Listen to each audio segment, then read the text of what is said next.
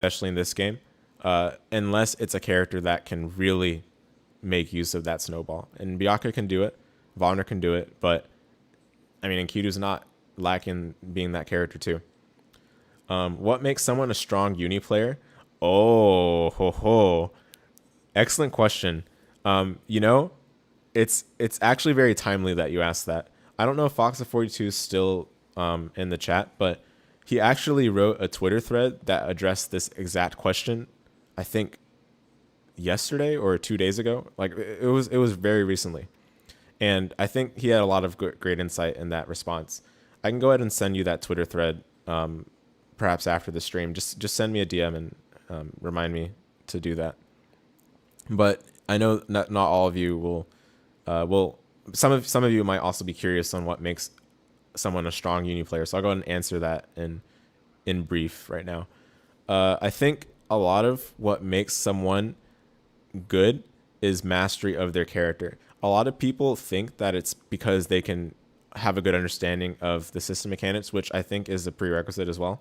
But understanding the system mechanics, it has to be like kind of a given, basically. Like everyone at high level play understands the system mechanics. I think what separates things is understanding and mastery of the character and how that plays into the system mechanics. I know that's very kind of hand wavy. Like, oh yeah, obviously, be a character master, right? But no, like really though, knowing your character's measures against certain situations that you're put in goes a long way in this game. There are a lot of times where people will throw things at you and they're like, deal with it, right? And if you cannot deal with it, it's really hard to consider that person a high level player. High level players are able to deal with it. Now, that being said, this is kind of like this is carried on as a joke, but it's very true still. Basically, people say that low level uni is a lot of mashing, mid level uni is people being afraid to mash, and high level uni is a lot of mashing, which is basically true. But it's not really satisfying to use that as the representation of each tier of play. So to give a more satisfying answer, I think high level uni is calculated mashing that where players understand the risk, but are confident and more than willing to accept the consequences should they go either way.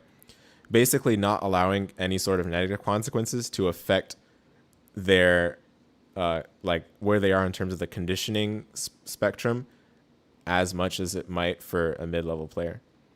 Mid-level players are often scared to mash because, of course, no one wants to take a lot of damage, right? No one wants to be in the corner, that kind of thing.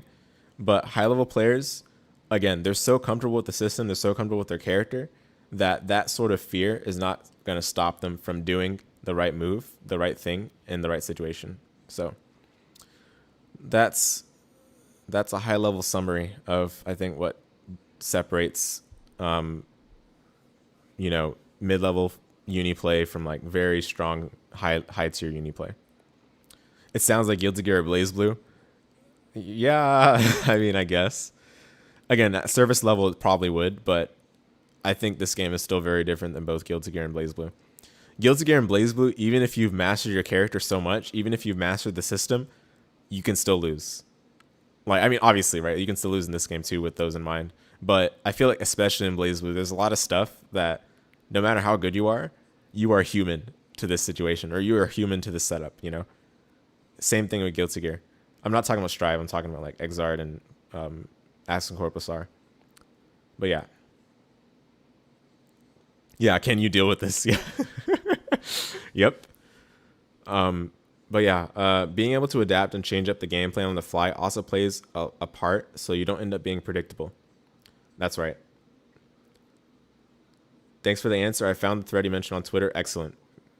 Glad to hear it. That saved me some effort. Oh yeah, that's the classic. So